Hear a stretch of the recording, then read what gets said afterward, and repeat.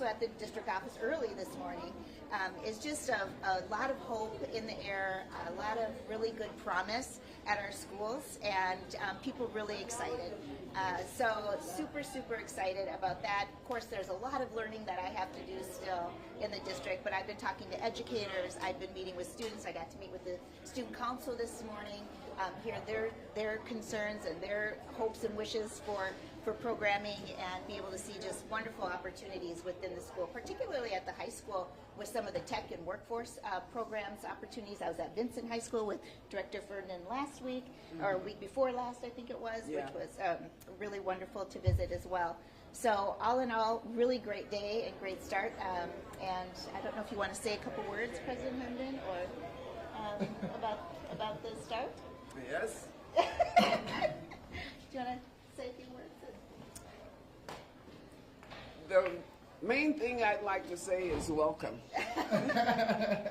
We're so glad to have her with all of her energy, and she's raring and ready to go, and we've got a lot of work to do, and we're all prepared to get started on it. But part of it is her visiting this around the city and getting to know our schools and our students, and how great our students are, and how hard our staff works.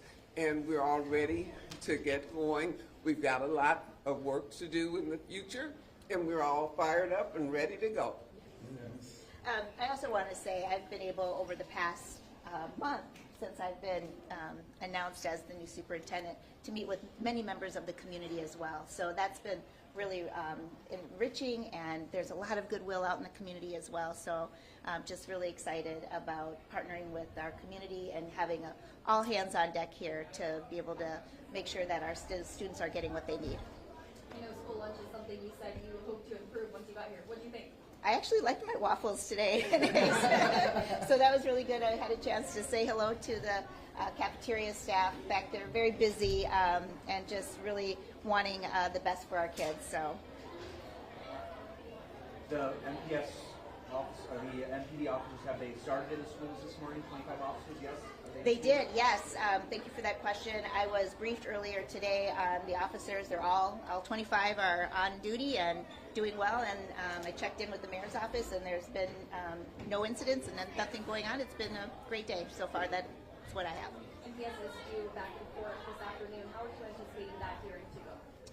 Well, I think it should go well because we have complied with the order with the city, and we continue to monitor that situation. I know that there's a required evaluation to be done, and we'll get back to that. So we'll tweak it as we need to, but so far so good. Are you able to share which schools have SROs in place? Is it mostly high schools? I would. I don't have that information with me today, but we could certainly get that back to you. But I don't have that yet. What would you tell parents who are maybe hesitant about having officers present in schools? How do you feel about the model that's currently in place? Well, I think they're taking a community policing model with roving mobile vehicles, and so I think it's going to be a good model, building relationships. I know that they were undergoing training, so I think that's really good. Important for them to understand youth healthy development and restorative justice practices and positive behavior practices. So I think it's going to be good. To follow up on that point, what is your message to young families who are starting to make those decisions of where they send their kids to school, given the headlines? Well, send your kids to Milwaukee Public Schools. I think there's a really great promise here, and we're really excited. On that topic, what's your message to families with the lead levels and remediation going on? 3 schools are closed today. What do you want families to hear from you with those efforts? Well, first I want to thank the city and the state for their incredible support to Milwaukee Public Schools, and also I want to thank our facilities team for getting underneath this, and then the schools that had to move, just their graciousness and working together to make sure that that's being done in a way that it has the least amount of disruption to children's learning. And then we continue to monitor that situation. I am working with someone now who can be my right hand in getting to the bottom of it, who has operational experience in the background, so that we can have one point of contact with our city and state providers and make sure that it's really clear, it's clearly communicated to all of you and all of our community, our parents, so that we have a plan in place. I think we have to have a plan in place here shortly. So we hope to have something to you by the end of this week or next week to make sure that everyone is fully aware of what's happening with the lead situation. It is urgent.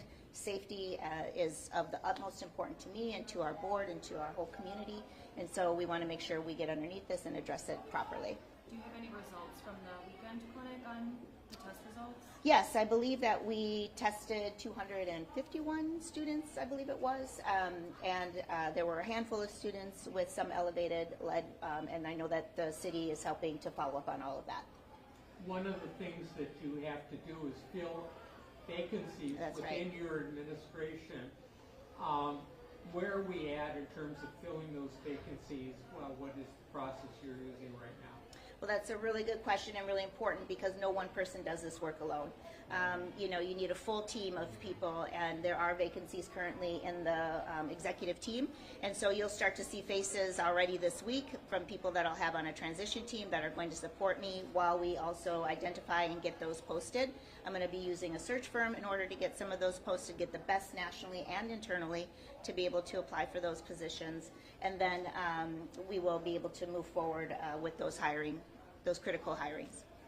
On the SROs, it took a long time to get here. The judge at the last hearing even suggested that it took the lawsuit to get the district to essentially comply.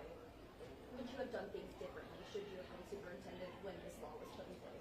Well, it's not me to criticize where people are at or to look backward. It's for me to look forward and to put in place plans that I can stand behind and that I can be held accountable for.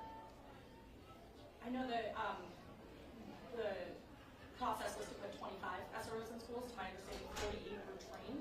Is there a possibility to add more in the future now that more are trained? Well, right now we're going to start with the 25. That's been what's been required. I know that there is an evaluation that will be required, so I'm sure that will be tweaked in collaboration with MPD and the city in order to make sure that our students are safe. That is our top priority. We also have safety officers within our schools, so I don't want to forget the really hardworking folks within our schools who are safety officers who do this work each and every day of keeping our kids safe, building relationships with the community, building relationships with our students and families, and ensuring that they're safe.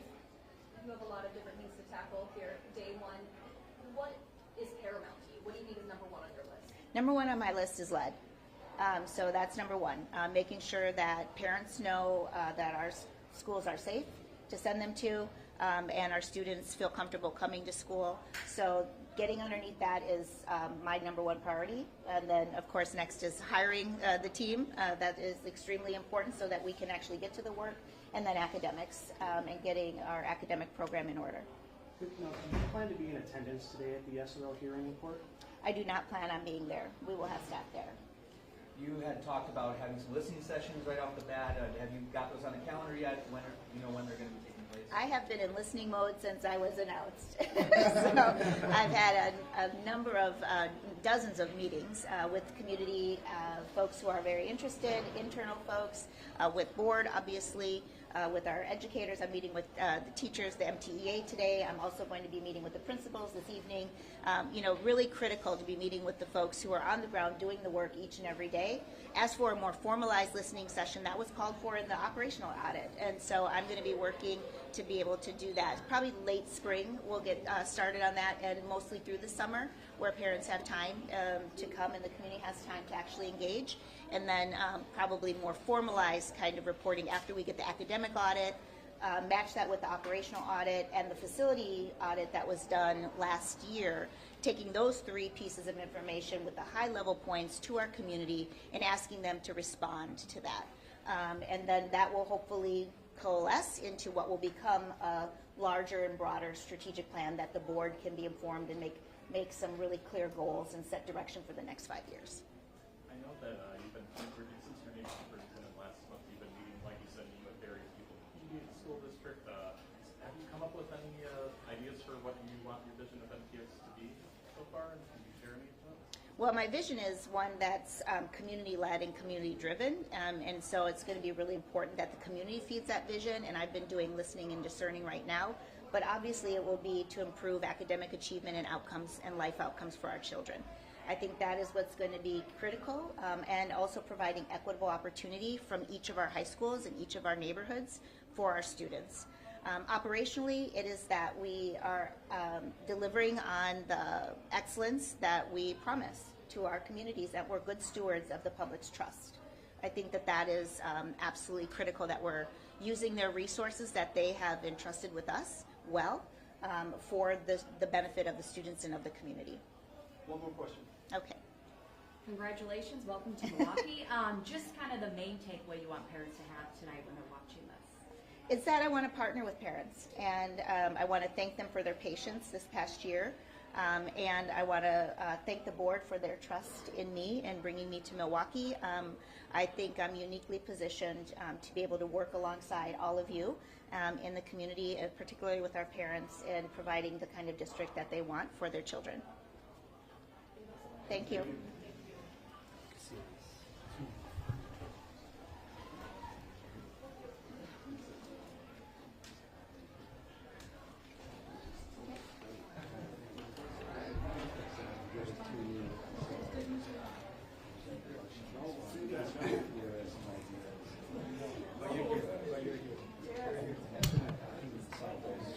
So let's